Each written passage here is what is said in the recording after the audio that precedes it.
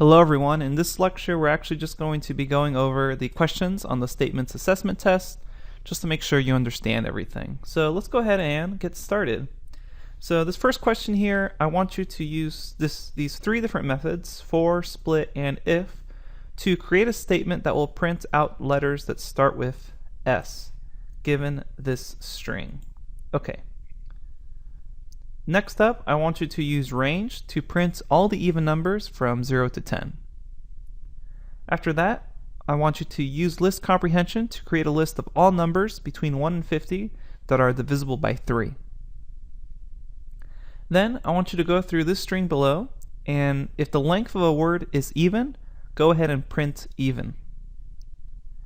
Then I want you to write a program that prints the integers from 1 to 100. But for multiples of 3, I want you to print fizz instead of the number. And for multiples of 5, print buzz.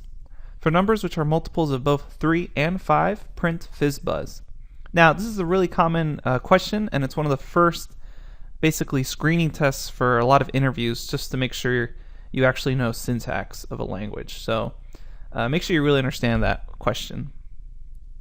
After that last question, I just want you to use list comprehension to create a list of the first letters of every word in this string below. Okay, so it's a pretty short assessment test, and the reason for that is we're going to be using a lot of this knowledge as far as statements and assessment or statements go throughout the course. So you're going to be seeing this over and over again. Okay, so best of luck and great job.